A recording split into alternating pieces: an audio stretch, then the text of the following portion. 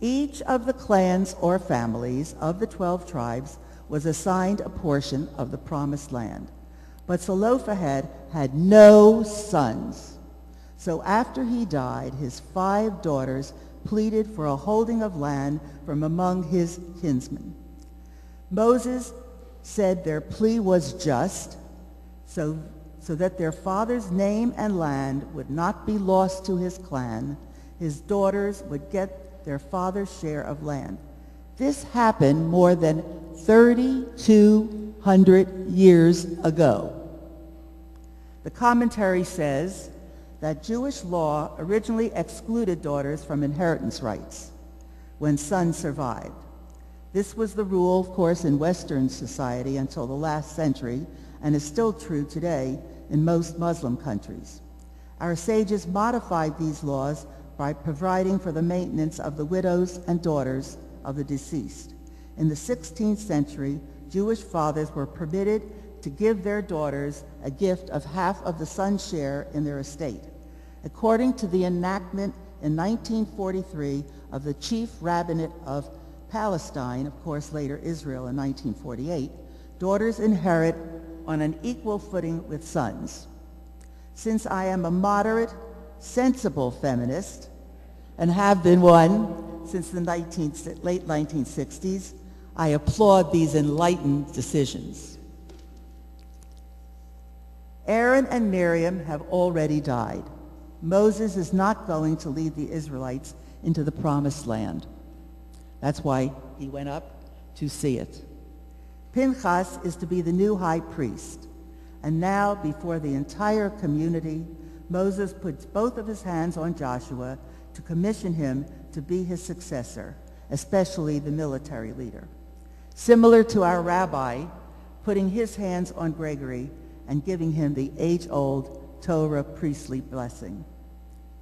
Similar also to the laying on of hands when a person becomes a rabbi.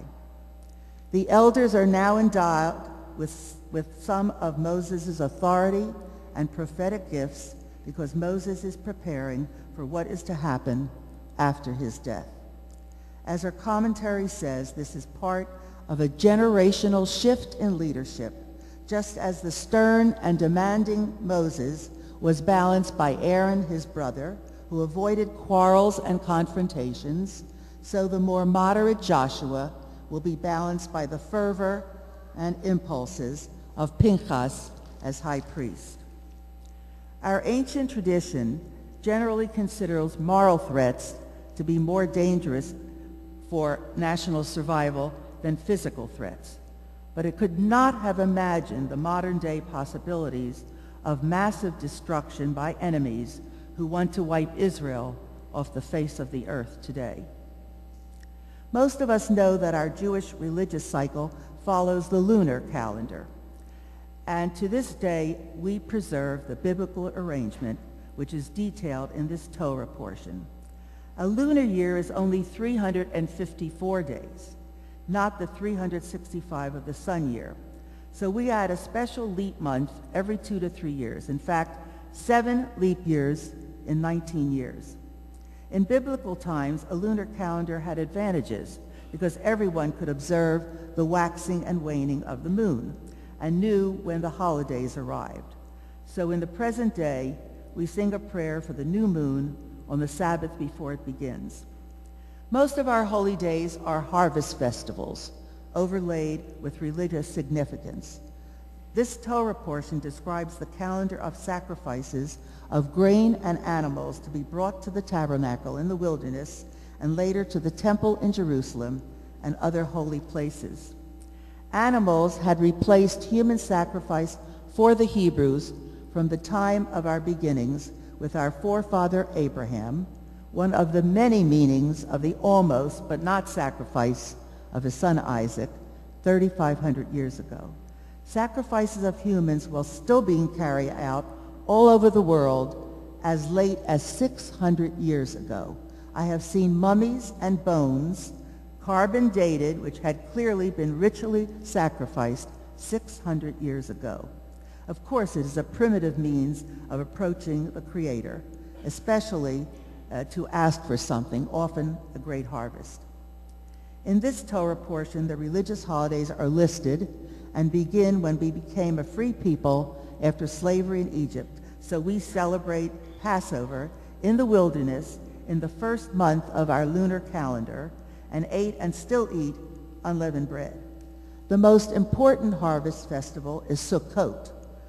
Has many names: the Feast of Weeks, the Feast of Ingathering, the Feast of Booths. It is the start of the grain harvest and the time of the first fruits. On each of the 7 days, the Israelites are told in great detail what kind of sacrifices they are to bring. Because the harvest is in, the new year has begun, and the holiest day of the year, Yom Kippur, has been observed. So during these 7 days of Sukkot, the Israelites could go on pilgrimage to Jerusalem from all over the country and later from the known world to give offerings at the temple. Jews coming from foreign countries had to change their foreign currency for Judean money in order to buy their sacrifices for the temple. So, of course, there were money changers outside of the temple property. Our entire Bible was finally put together and consecrated about 100 of this common era. So it describes an early people who are weaned away from the worship of many gods to worship only the one unseen God who made the world and gave to the Hebrews the morals, ethics, and culture to live by. But there was backsliding because people all around them were worshiping many other gods, just as today we worship false gods like art, money, sports, philosophy, academics, in place of worshiping the one God. And of course, being grateful for the laws, the Constitution of this wonderful country in which we live and to which we Jews have been welcomed.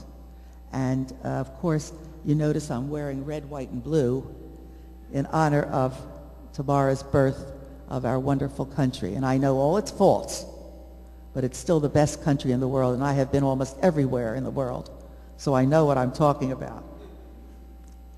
We may enjoy and get nourishment from these other things that I mentioned, but eventually they are really not enough to show us the way to human dignity, faith, and ethical behavior. Shabbat Shalom.